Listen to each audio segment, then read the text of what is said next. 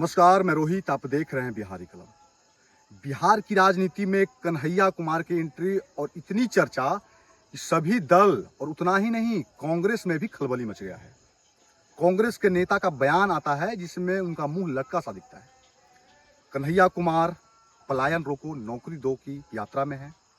यह यात्रा कांग्रेस की है। हालांकि कांग्रेस प्रदेश अध्यक्ष अखिलेश प्रसाद सिंह ने कहा है कि इसमें किसी चेहरा को लेकर यह यात्रा नहीं है। यह बिहार में पलायन को लेकर, नौकरी को लेकर, युवाओं को लेकर, रोजगार को लेकर यह यात्रा है। लेकिन सवाल है कि बिहार की राजनीति में कन्हैया कुमार का आना, यह चर्चा आप सुन रहे होंगे कि कन्हैया कुमार पिछले काफ़ी वर्षों में बिहार की राजनीति में एंट्री नहीं कर रहे थे, तो कहीं ना कहीं एक सवाल तो था। लेकिन जैसे ही अब यात्रा में आए हैं बिहार में कन्हैया कुमार और चुनाव बहुत नज़दीक है, तो यह स्पष्ट है कि कांग्रेस अपने वजूद को लेकर चिंतित है।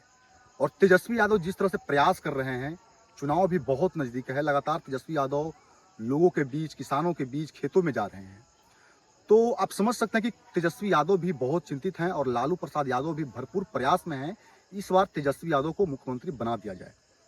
देखिए, अगर हम महागठबंधन की बात करें तो आरजेडी और कांग्रेस साथ है। पिछले लोकसभा चुनाव की बात करें या पिछले बिहार विधानसभा की बात करें, और एक तरफ एनडीए जिसमें जीतन राम मांझी, चिराग पासवान, जदयू, भाजपा तो है ही, लेकिन ज़्यादा चर्चा भी यात्रा को लेकर है और बिहार में युवाओं को लेकर एक प्रयोग चुनाव से पहले किया जा रहा है।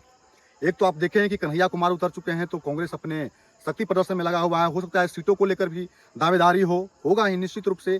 एक तरफ प्रशांत किशोर भी युवाओं की बात कर रहे हैं और दूसरी तरफ एनडीए में जदयू निशांत को लेकर, यानी मुख्यमंत्री नीतीश कुमार के बेटे निशांत को लेकर बहुत चर्चा है। जदयू पार्टी ऑफिस के बाहर निशांत कुमार का जिस तरह से पोस्टर में चर्चा है और दिख रहा है पोस्टरबाजी, इससे कहीं ना कहीं स्पष्ट है कि जदयू कहीं ना कहीं बीजेपी से निशांत को एक प्रदर्शन के रूप में आगे करना चाहती है। तो आप समझ सकते हैं युवाओं को लेकर इस बार बिहार विधान 2025 का चुनाव युवाओं को लेकर खास भूमिका में है।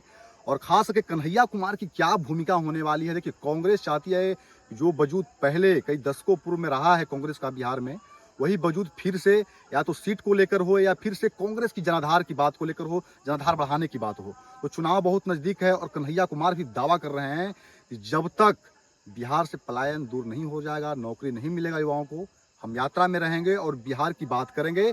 इससे स्पष्ट है कि कांग्रेस का आला कमान, हाई आला कमान अब कन्हैया कुमार को जिम्मेवारी देने के मूड में है। बिहार में तो रहेंगे ही, अब देखना होगा कि जो आरजेडी के शरण लिए हुए कांग्रेस पिछले कई चुनावों में सीटों को लेकर जैसे बातें होती थी, दबाव बनाया जाता था आरजेडी पे, लालू प्रसाद यादव को लेकर के, और बिहार प्रदेश के जो भी अब तक के अध्यक्ष रहे हैं उन पर सवाल उठते आए हैं कि वह लालू यादव के चेला हैं।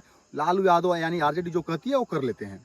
लेकिन अब जो कांग्रेस के बिहार प्रदेश प्रभारी नए नए आए हैं, उनका ही अलग रौद्र रूप दिख रहा है। रौद्र रूप इस मामले में कह सकते हैं कि जिस तरह से बिहार प्रदेश अध्यक्ष के अलावा प्रभारी का जिस तरह से दौरा बिहार में हो रहा है, उसके बाद कन्हैया कुमार का एंट्री होना, और जैसा कि चर्चा है कि प्रियंका गांधी भी बहुत जल्द बिहार में एंट्री करने वाली हैं। और एक तरफ आप देखें कि दिल्ली से कांग्रेस महिला विंग भी बिहार आ गई है। तो कहीं ना कहीं महिलाओं को लेकर, युवाओं को लेकर कांग्रेस प्रदर्शन कर रही है और आरजेडी और लालू प्रसाद यादव को जैसा कि चर्चा है कि चिंतित हैं कि कहीं ना कहीं कांग्रेस अब मेरे ऊपर मंडरा रही है, कहीं ना कहीं मेरे ऊपर ही खतरा है।